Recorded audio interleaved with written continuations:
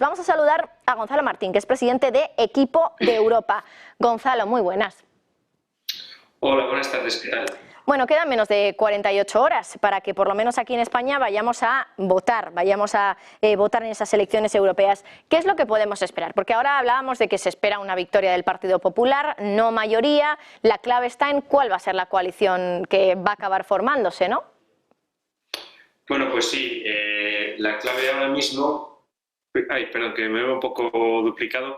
Decía que la clave ahora mismo, yo creo que lo más importante es exactamente ver cómo queda el resultado a nivel europeo. Porque es verdad que en España estamos haciendo una campaña en clave nacional, pero realmente lo fundamental y lo que estamos votando es la configuración del Parlamento Europeo.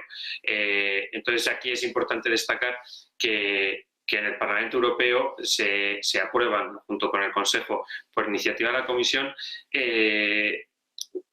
más de la mitad de las leyes que luego tenemos en los países miembros. En concreto, en España, en 2022, casi el 60% de las leyes que se aprobaban en el Congreso eran tan solo transposiciones de directivas europeas y este año ha sido incluso más. Entonces yo creo que esto es muy importante tenerlo en mente porque además de digamos, la lectura nacional que se puede hacer y la clave nacional de la que estamos hablando, lo que sucede luego en Bruselas es lo realmente importante y es lo que estamos votando.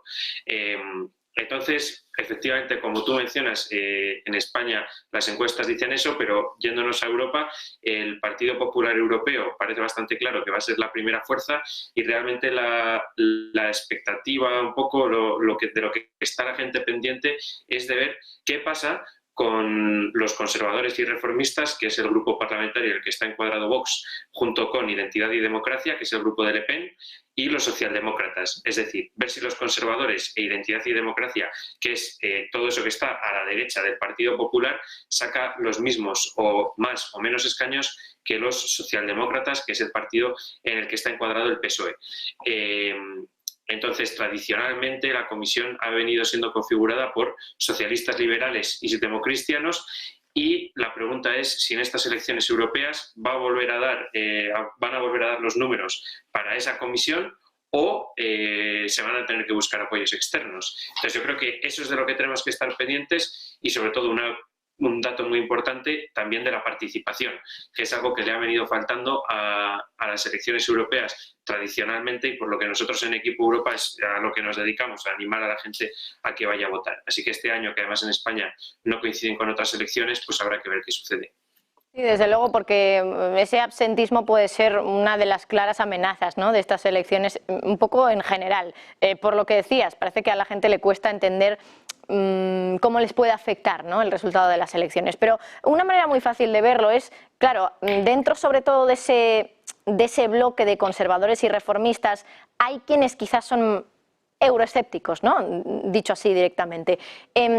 Una de las amenazas, que estoy ya hablando, entiendo, en un extremismo, porque no creo que luego se pueda materializar, pero por eso también te lo quiero preguntar, pero una de las amenazas puede ser que a través de esta victoria, si fuera aplastante, pudiera cambiar la Unión Europea de tal manera que incluso a lo mejor el día de mañana la Unión Europea deje de existir. ¿Esto es una amenaza real?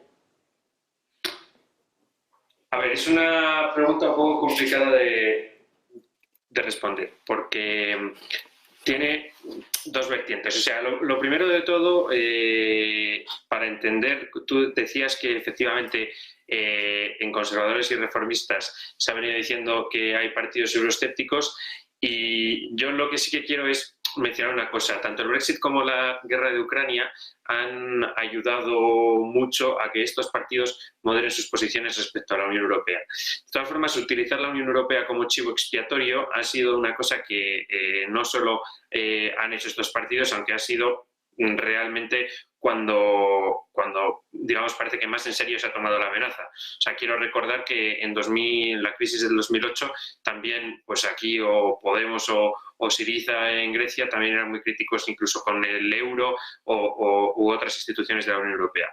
Y ya hemos visto que, pues, digamos, ese discurso ha desaparecido. Yo creo que con estos partidos populistas ha pasado un poco lo mismo. Es decir, si comparamos los discursos de hace 2 años a hace pues a los que estamos oyendo en la campaña, ya nadie habla abiertamente de abandonar la Unión Europea porque penaliza, porque yo creo que al final la ciudadanía, digamos, no es tonta y ve que pues nada nos ha traído tanta prosperidad en los últimos años como la Unión Europea.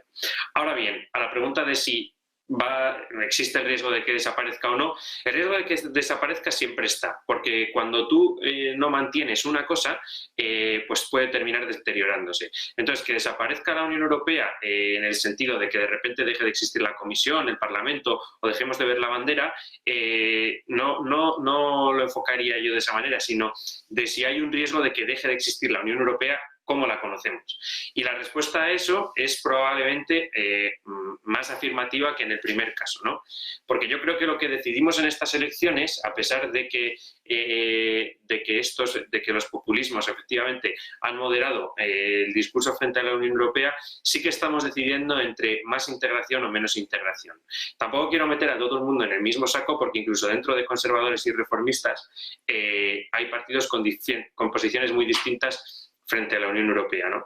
Por ejemplo, digamos, Orbán no está en esa órbita, o sea, no pertenece a conservadores, Víctor Orbán, pero está en esa órbita y él, pues, en Hungría se ha marcado una línea más pro-Rusia que lo que ha venido siendo el resto de la Unión Europea, en el que se ha hecho una defensa férrea y decidida por la integridad ucraniana. Pero digo que lo que se está decidiendo aquí es entre más o menos integración. Y yo creo que eso será lo que tengamos que decidir. Si me preguntas a mí, yo te lo digo claramente, tenemos que apostar por más integración. Básicamente porque la Unión Europea está conformada de 27 estados pequeños o 27 estados que todavía no saben que son pequeños. Entonces, ahora mismo nos estamos enfrentando a un mundo en el que por nosotros mismos no vamos a ser suficientes. Entonces, incluso para todos aquellos que apelan a la soberanía, pues yo es que lo veo muy claro. Vamos a ser más soberanos dentro de la Unión Europea, aun cediendo parte de las competencias, que sin la Unión Europea, porque hay una frase que aquí a mí me parece fundamental, que es que o estás en la mesa o eres el menú. Sí. Y si no estamos en la Unión Europea, vamos a ser el menú. Pues nos vamos a quedar con ello. Gonzalo Martín, presidente de Equipo Europa, ha sido un placer escucharte. Muchas gracias. Nada, muchísimas gracias a vosotros.